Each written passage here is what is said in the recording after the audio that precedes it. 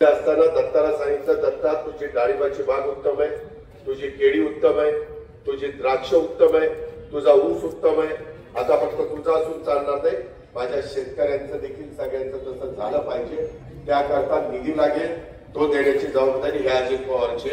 पण माझ्या शेतकऱ्यांना योग्य पद्धतीचं वेगवेगळं मार्गदर्शन करण्याचं आणि एआय म्हणजेच कृत्रिम बुद्धिमत्ता म्हणजेच आर्टिफिशियल इंटेलिजन्स याचा वापर आता जगात सुरू झालाय. मित्रांनो, मी आता माझा स्वतःचा 70 एकर ऊस माझ्या आणि माझ्या नातेवाईकांचा सगळ्यांचा मी ते पाहतो. तो त्या ठिकाणी 86,032 आणि काही ठिकाणी 265 लावला. त्याच्यामध्ये माझं नेहमीचं ऍव्हरेज होतं 70 टन. मला त्यांनी सांगितलं आता तुमचा ऍव्हरेज 100 टनाच्या पुढे जाईल. माग गेले 2-3 वर्ष आम्ही 1000 शेतकऱ्यांच्या इथं प्रयोग केले, ते सक्सेस झाले. मी तुमच्याकडे प्रयोग करा म्हणून सांगायला आलो नाही. मी पहिल्यांदा आमच्या भागामध्ये केलं, ते यशस्वी झालं. आता मी सांगतोय महाराष्ट्राला, माझ्या दौंड तालुक्याला, माझ्या 72 शेतकऱ्याला, माझ्या त्या लाडक्या बहिणीला, की तुम्ही जर शेती करत असाल तर ह्या पद्धतीने शेती करा. परवा तुम्ही पेपरला वाचलं असेल, बीएसआयला मीटिंग होती, त्याच्यामध्ये शेतकऱ्यांना पहिल्यांदा 9,250 रुपये भरायचे होते. 9,250 रुपये हेक्टरी ते बीएसआय भरणार होतं. बाकीचे काहीतरी 6,000-6,500 साखर कारखाना भरणार होता. असा हेक्टरी 25,000 रुपये खर्च येतो. पण ठिबक आधी असलं पाहिजे, नाहीतर ठिबकचा खर्च वाढतो. आणि त्यामध्ये आपल्या इथल्या जमीन थोड्याशा चोपड व्हायला लागलेल्या, त्याच्यामध्ये क्षार वाढायला लागलेले.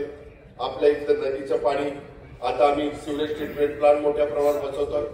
तिथं काळवट जमीन असताना, ब्लॅक कॉटन सॉइल असताना पाणी मर्यादित द्यावं लागतं.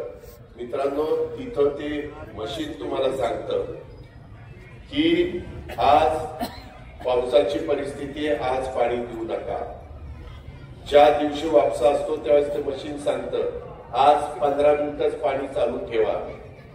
पिकाच्या मुळाला पाणी दिलं जातं. त्यामध्ये तीच गोष्ट आम्ही बाजरी मक्याच्या बाबतीमध्ये केलेली आहे. मका त्या पद्धतीनं केली तर एकरी 70 क्विंटल मका निघते. तुम्ही म्हणाला सध्या काही टाकून आले का काय? मी टाकून आलेलो नाही. मगाशी एक टाकून आलेला मला भेटून हातात हात देऊन गेला. त्याला मी रामराम केला, रामकृष्ण हरी केलं.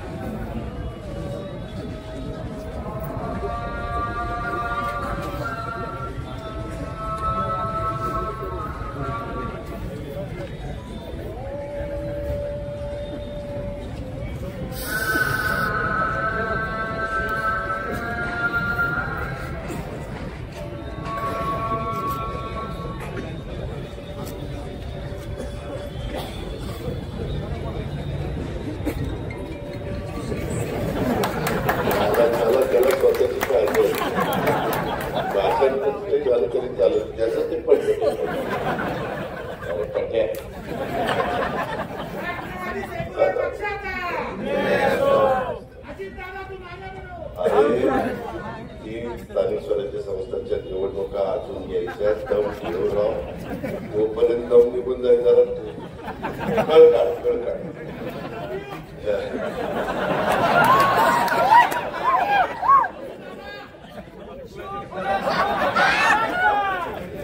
ऐका, मी मगाशी सांगत होतो, मी सुरुवातीलाच आज स्वप्नील भैया शहा, मनोजभाई पटतरे, नंदुभाऊ पवार, कौशल दिलीप, ओम शेलार, मनीषा नेतेकर, वैशाली जांभळे अशा अनेक मान्यवरांनी राष्ट्रवादी काँग्रेस पक्षामध्ये प्रवेश केलेला आहे. त्या सगळ्यांचं मी राष्ट्रवादी काँग्रेस पक्षाचा कुटुंब प्रमुख या नात्याने त्या सर्वांचं आपल्या सर्वांच्या साक्षीनं मनापासून स्वागत करतो आणि त्यांना निश्चितपणे आम्ही सगळेजण मिळून आपण एकमेकाला मान सन्मानाची वागणूक देऊया. कुठल्याही परिस्थितीचा आम्ही आगीत उठून फुकटात पडलोय अशा प्रकारची वेळ आमच्याकडनं माझ्या सहित कोणी तुमच्यावर येऊन देणार नाही हा शब्द देखील या महत्वाच्या चौकामध्ये मी आपल्या सगळ्या सहकाऱ्यांना आणि आलेल्या सगळ्या मान्यवरांना देतो. मित्रांनो, मी मगाशी तुम्हाला सांगत होतो की बाबा मला ज्यावेळेस पहिल्यांदा हे पेमेंटवरचं फक्त दिवाळीमध्ये पेमेंट झाल्यावर व्हायचं, पण आता माझ्या बारामतीमध्ये व्यापारी बंधूंना विचारा, त्यांना दिवाळीच्या पेमेंट व्हायच्या करता थांबावं लागत नाही. 12 महिने बारामतीची बाजारपेठ चालली. एवढ्या मोठ्या प्रमाणात मी शिक्षण संस्था तिथं काढल्या, अनेक विद्यार्थिनी तिथे शिक्षण घेतात.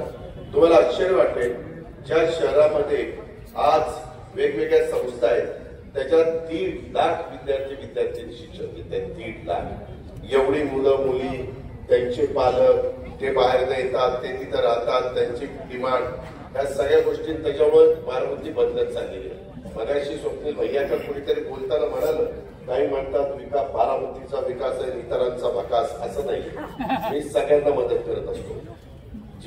झालेली मदत त्याचा नीटपणे पै खर्च झाली पाहिजे.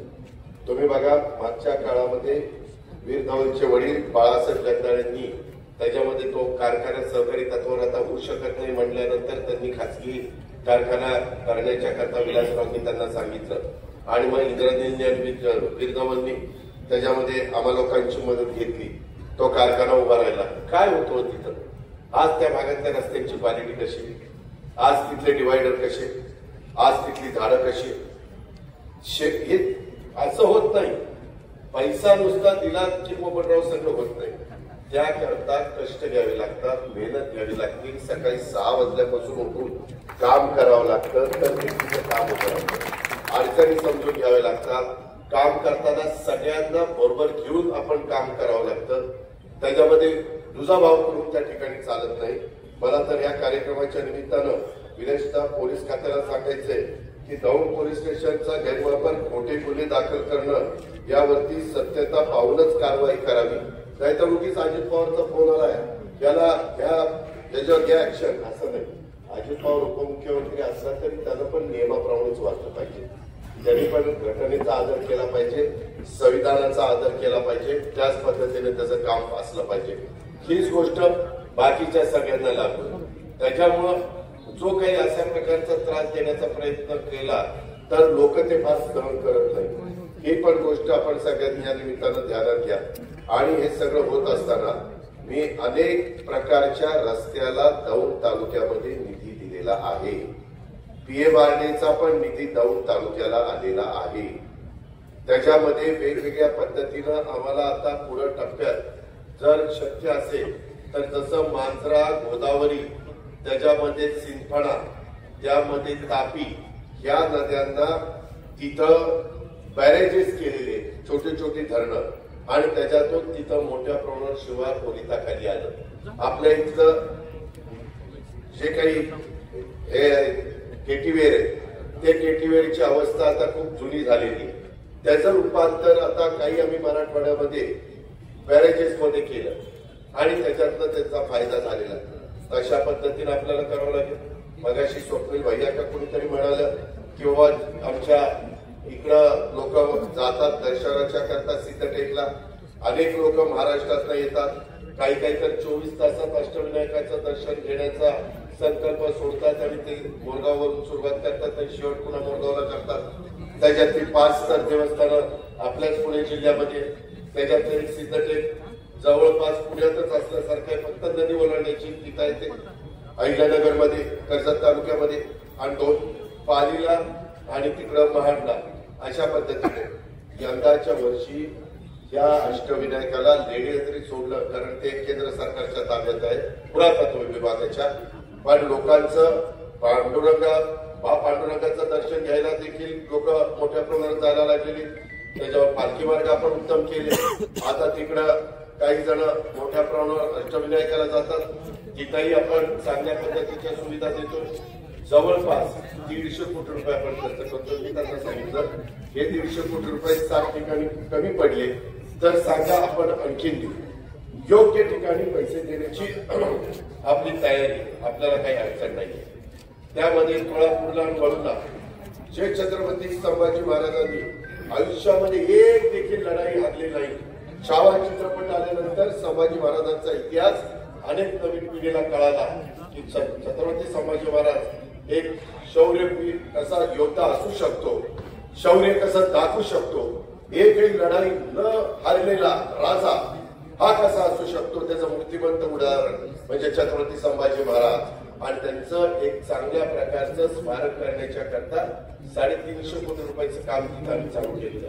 अनेक महात्मा ज्योतिराव फुले आणि सावित्रीबाई फुल्यांचं पण विडेवाड्यामध्ये आणि तिथं स्मारक अतिशय चांगल्या प्रकारचं आम्ही करतोय. पुण्यश्लोक अहिल्यादेवी होळकरांचं सौंडीला राजमातांचं तिथं आपण त्यांचं स्मारक करतोय. अशा पद्धतीनं समाजातल्या सर्व घटकांच्या करता आपण निवड साहित्यरत्न अण्णाभाऊ साठेंचं, बाबासाहेब आंबेडकरांचं काम तर किती मोठं चाललंय, जगातला सगळ्यात उंच पुतळा अशा पद्धतीने तिथं स्मारक 14 एकरामध्ये मुंबईला चाललेलं आहे. अशा पद्धतीचं बाबांनो आपलं काम चाललेलं आहे. आपण हे सगळं करत असताना आपल्याला पण शिक्षणाला महत्व द्यावं लागेल. त्याच्यामध्ये आपल्याला 1 तासामध्ये पुणे आहे. आता पुण्याच्या स्टेशनला देखील खूप मोठ्या प्रमाणावर गर्दी असते. आता आम्ही दुसरं स्टेशन हडपसरला करतोय, कारण हडपसर देखील जवळपास तिकडे वाढतंय. मधल्या काळात आम्ही जरा सर्वे केला की हडपसरच्या भागात एक वेगळी महानगरपालिका करता येईल का. त्याच्यात सुरेल कांचन, त्याच्यामध्ये वाघ वस्ती, त्याच्यामध्ये लोणी काळभोर, त्याच्यामध्ये वाघोली, हा सगळा बांध, हे सगळा परिसर येतो. ते पण आमचं तपासायचं काम चाललेलं आहे. आणि PMRDच्या माध्यमातून त्या सगळ्या गोष्टी कशा करता येईल त्या पद्धतीनं, कारण काम करताना उद्याची 50 वर्ष डोळ्यासमोर ठेवून निर्णय घ्यायचे असतात. त्या पद्धतीनं आपलं सगळं चाललेलं आहे. आणि म्हणून त्या दिवशी मला इंद्रजित आणि बिरदावल भेटले. त्यांनी ती जागा द्यायचं सांगितल्यानंतर आम्ही त्याचा प्लॅन पण तयार केला. आम्ही तिघांनी पण बसून त्याच्यामध्ये ऑप्शन 1, ऑप्शन 2, ऑप्शन 3, ऑप्शन 4 पाहिले. त्याच्यामध्ये एक ऑप्शन आम्हाला जवळपास पसंत आला. तो करायचं म्हटलं तर साधारण तिथं 25 कोटी रुपये खर्च येतो. मित्रांनो, मी मागच्या काळामध्ये माझ्या अनेकांच्या ओळखी झालेल्या आहेत. काही मोठे मोठे उद्योगपती आहेत, ते CSR देतात, त्यांचे करोडो रुपयाचा त्यांचा प्रॉफिट आहे. मी त्यांना म्हणलं की माझ्या भागामध्ये काही मला मदत थोडीफार करावी लागेल. त्यांनी सहज सांगता सांगितलं ठीक आहे दादा, एखादं काम मला द्या. म्हणलं किती कोटीचं काम देऊ. म्हणले द्या दादा 25 कोटीचं द्या. मी म्हटलं ठीक आहे 25 कोटी पण कमी तुम्ही बोललाय, पाहिजे सुरुवात करू आपण 25 कोटीनं, पुढे झाल्यावर पुन्हा मी तुम्हाला जास्त मागेन. अशा पद्धतीनं ते 25 कोटीचं आता इंग्रजी माध्यमाचं स्कूल इथून 1.5 किलोमीटरवर त्या बाबतीमध्ये आज तुमच्या 9 शहरामध्ये देखील इंग्रजी माध्यमाची स्कूल आहेत, त्याबद्दल दुमत नाही. परंतु जसं मगाशी स्वप्नील भाई यांनी सांगितलं की दादा काही पॉलिटेक्निक सारखे कोर्सेस किंवा काही कर. मी आता तुम्हाला आठवत असेल स्वर्गीय सुभाष अण्णाकुल हयात असताना आपणचं सुभाष अण्णांचं एक स्वप्न होतं की भीमा पाटस कारखान्याची कॅपॅसिटी 5000 टनाची वाढवायची. आणि जसं शिवनगरला आम्ही माळेगाव शैक्षणिक संकुल उभं केलंय, सोमेश्वर नगरला एक शैक्षणिक संकुल उभं केलंय, तशा पद्धतीनं शैक्षणिक संकुल उभं करायचं असं आप्पांच्या अण्णांच्या मनात होतं. परंतु काळाच्या नियतीचा पुढे आपल्या मुलाचं काही चालत नाही. फार आकस्मिकरित्या अण्णा आपल्याला सोडून गेलेत. मी त्यांना भावपूर्ण श्रद्धांजली अर्पण करेन. पण त्यांचं ते राहिलेलं अधुरे स्वप्न, त्याच्यानंतर कारखान्याचं काय झालं ते जाता राजकारण करत बसत नाही की कारखाना होता कुणाचा चालवतोय, कोण आलाही कुठलं, हे बरोबर आहे. आपली ही अवस्था आहे. करे परराज्यातल्या माणसांनी येऊन दौंड तालुक्यातल्या शेतकऱ्यांनी कष्टाने पिकवलेला ऊस हा काढण्याच्या करता आपल्या कुणाच्या दमत नाही. अरे काय तुमची अवस्था, हे काय सगळ्या दुनियेला जमत, तुम्हाला जमत नाही. म्हणजे कुठेतरी तुम्ही कमी पाडता याच्यामध्ये, कुठेही याचा काहीतरी विचार करा ना. हा पाणी आम्ही पाणी टाकायला आलो नाही.